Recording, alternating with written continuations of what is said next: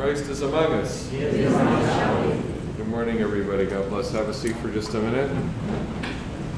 Grace, brothers and sisters. Today in the Gospel, we hear a story which is all too familiar. The Lord performs a great miracle, and some say, wow, we've never seen anything like this, not even in Israel. But then there was also some people who said, he casts out demons by the power of demons. Fake news. It's the first, if not the first, it's one of the oldest examples of partisan thinking. In fact, the word Pharisee literally means partisan. They were the party of Judah Maccabeus. And this whole idea, he casts out demons by the power of demons, the Lord addressed it elsewhere. He says, that doesn't make any sense. How does a house stand if it's divided against itself? Why would the ruler of demons cast out demons? Why would he spite himself?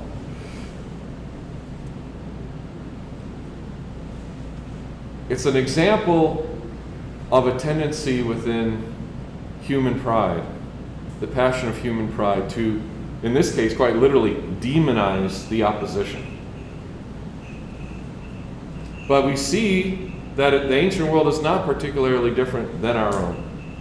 We live in a time in which if we don't like somebody, we don't agree with somebody, we've already made up our mind that nothing that they are capable of doing could be possibly good.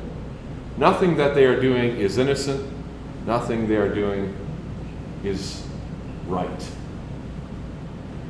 I read an article yesterday that said 30% of Americans think that the numbers of COVID deaths in this country are inflated.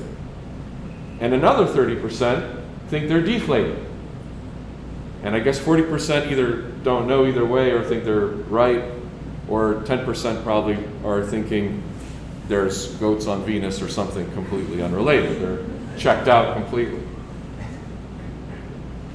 And of course, the reason people think the numbers are inflated in one case is because there's a conspiracy to make the administration look bad.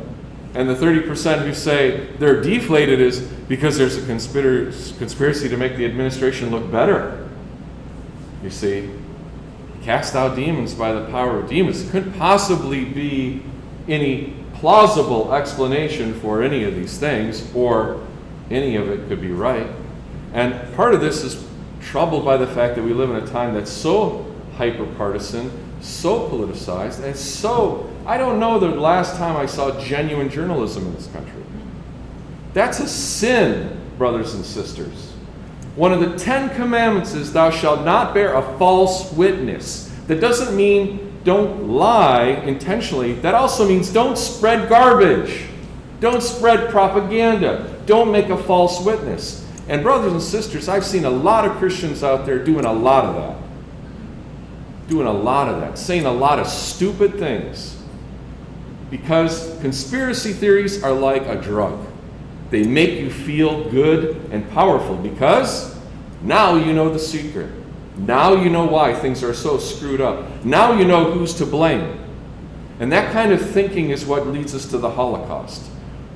It's an evil, brothers and sisters. It's why it's in the 10 Commandments.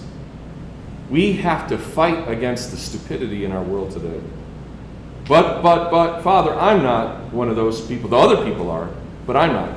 Every one of us is capable of this. I love a conspiracy theory as much as the next guy. I think they're great because they're so wild, aren't they? You sit there and you go, whoa, what if that's true? What does that mean? But here's the truth, and you know it and I know it.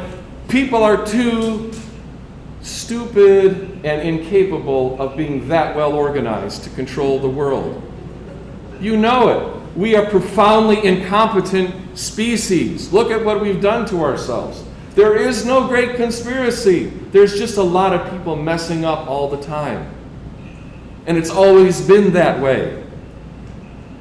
You don't have to plant your flag and say, yes, I will stand on this, and this is my theory now. It's ridiculous. We need to get back to forgiving one another.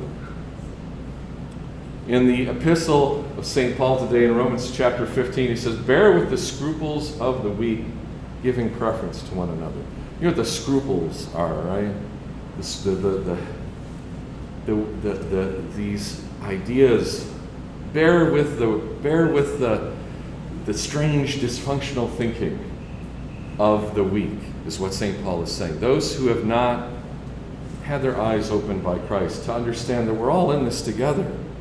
We're all suffering and we're all making mistakes together, and we got to give each other some grace. We've got to give each other some forgiveness. We've got to stop blaming and accusing and demonizing people we disagree with.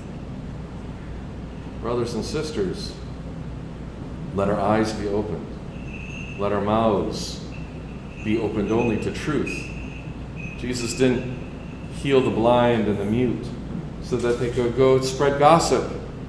It's probably why he told the guys, don't tell anybody. He knew what was going to happen. And he was right. Exactly what happened. Some were great and some were against. And the cycle repeats itself over and over and over. So let's be, as Christians, an image of truth, of sobriety, of peace, of wisdom, and most of all, forgiving grace. Then maybe we'll see a real healing in our nation. Because bigger, as I said before, there's a deeper virus than coronavirus afflicting us as a people. And it's up here. Evil thoughts. Christ is among us. Yes.